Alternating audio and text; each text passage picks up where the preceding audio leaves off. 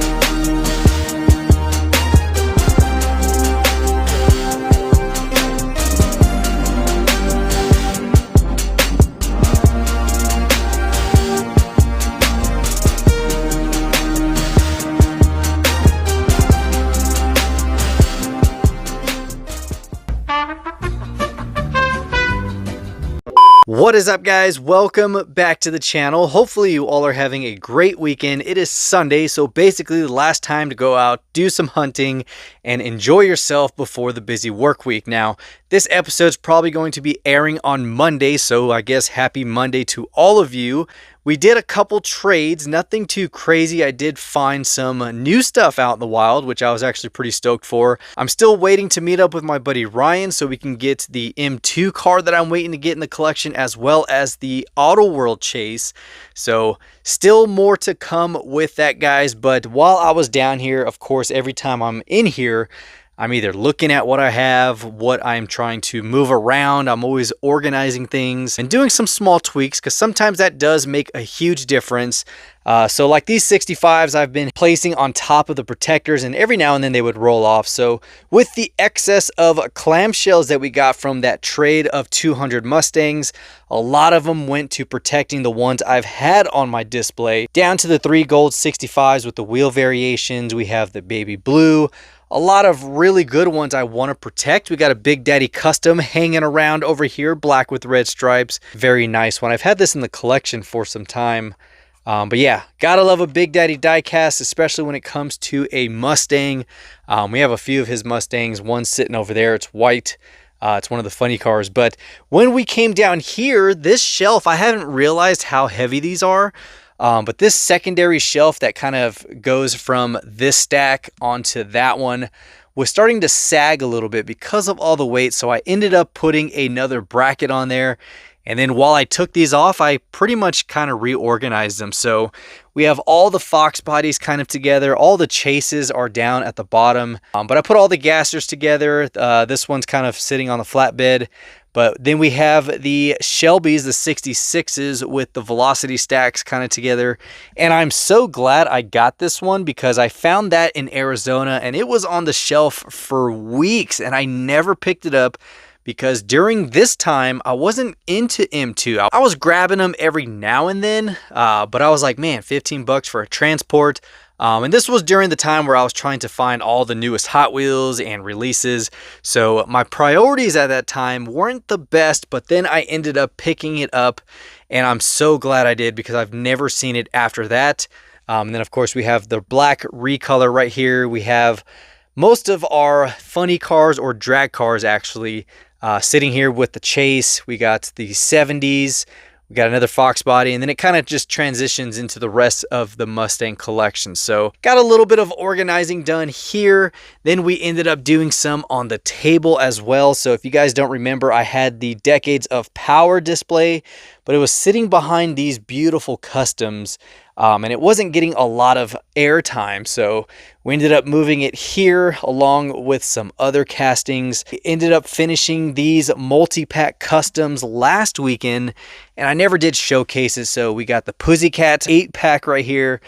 We have all the 65s. We have all of the Spectraflame. Every single one that was mint that I got in the trade are in their own multi-pack. So really good way to utilize those boxes and make your own display like that. Plus it reduces the risk of dust and having to do all that. So every now and then there's always a couple crooked ones.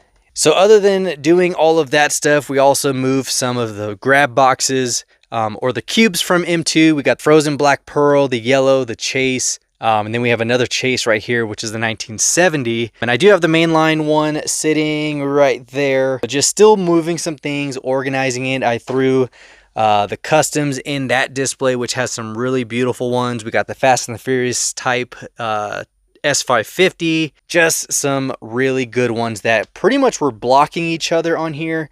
Now I'm working on a display for all of these loose ones. Like I said, a lot of them are extras. I might swap out some rough ones in here. I just haven't had the time to get to it. And then I did restore the wheels on my rare 65 2+2. Now the thing between these two, if you guys can notice, is one has the red Hot Wheels flame and the rest of them come with a black Hot Wheels flame. So it comes on both sides. So it's not like it's a one-off. You have the red flame there as well as here. And the wheels were gold, but they were rubbing off. So I got my bronze paint marker and then I redid them. So they look super fresh, really, really good. I know it's not the same as the gold, but I didn't want to drill the base, put some other wheels on there, and then have to glue it. I still wanted it to be a sealed, factory sealed car, meaning riveted. Really quick and easy way to touch up your wheels is buying those metallic paint markers, and it comes out like that. So like I had mentioned in the beginning, guys, we did find some good stuff. We also traded for some stuff. Actually, we traded for one thing. The rest were found in store, and then I did a couple wheel swaps. So here we go. We did find two of them, guys. Two GT350s, which I didn't know they did the pullbacks for. You have this beautiful white with blue stripes, Shelby GT350. I don't think it's an R. It could be. Nope, it's just the standard Shelby GT350. So we got the white one, and then we found the orange and white. Now these were at Walgreens. When I seen these, I was like, oh my gosh, this is the first GT350 pullback for the collection. Then I found the orange one. So we have two more we are adding. Here are some wheel swaps that I did this weekend. We got the really nice white 6-spokes. Of course, on the premium or the silver series Stars and Stripes GT500. Such a perfect wheel choice and a nice square fitment on there. So got the white 6-spokes, and then I did this one, the 67 Coupe, which we threw some really, really nice meaty staggered chrome torque thrust or the chrome bullet wheels on there, and it looks really good. So I got the front bumper detailed, the rear as well. I'm working on the taillights. I just need another paintbrush.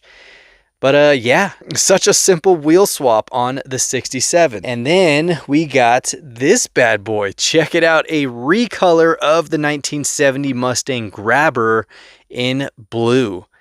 Very nice M2 release. You have some really, really heavy flake in it.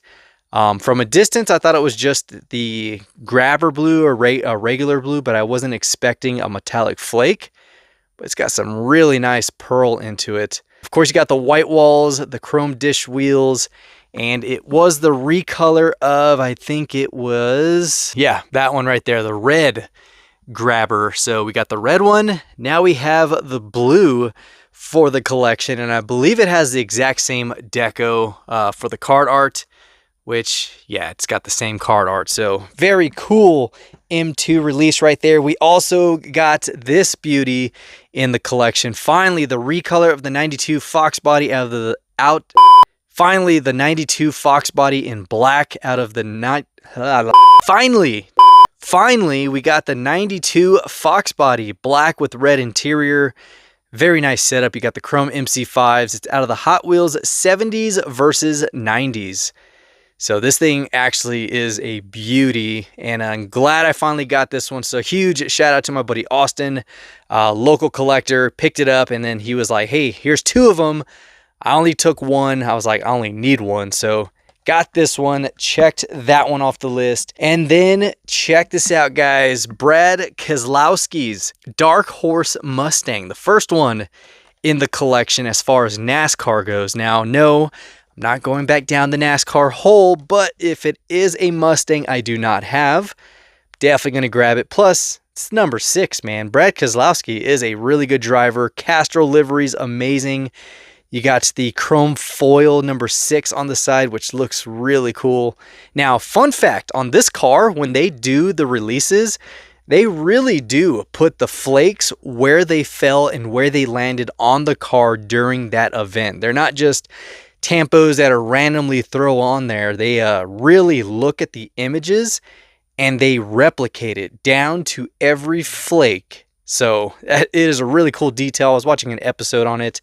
And yeah, they really do, especially on the larger scale. They put the detail of how they fell on the car. So if you saw a photo, it's going to match the diecast itself. So really cool one right here. First Dark Horse NASCAR for the collection, and super stoked. So there we go. That right there, guys, is our small haul of Mustangs. But again, new Mustangs added to the collection, especially when it comes to the pullbacks. We got a new M2, new Brad Keselowski NASCAR Authentics, and of course the latest Fox body from Hot Wheels for 2025. So hopefully you guys enjoyed this one. I know it was really quick, very straight to the point, and just kind of giving you guys an update on the collection and where it's going.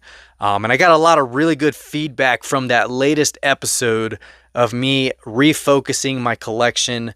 And it's funny how a lot of people fell for my April Fool's joke, because I mean, getting all of this out in literally 2 days after posting that would have been impossible because of how many are in here. And especially if someone was buying it, they're not just going to pile these in bags and then take it. They would probably individually wrap them, do all that stuff. So it was funny. There was probably like 5 people who actually fell for that one. But yeah, this collection is not going anywhere. It is staying with me for as long as I don't know, as long as I'm breathing.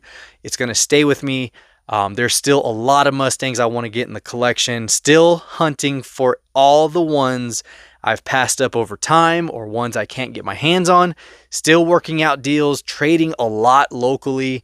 And yeah, so that is all we have for this episode, guys. Hopefully you enjoyed it. If you did, give it a huge thumbs up. And of course, comment down below your thoughts on anything that we showcased in today's episode. And if you want to see something in a future episode, send me an email. We'll go over the details. Maybe we can do something. I've gotten a lot of requests, so I'm going through all those, and then we'll see. So don't forget to hit that subscribe button as well as that notification bell so you can stay tuned for all of our future episodes. And until next time, guys, this is the Mustang Hunter. Peace.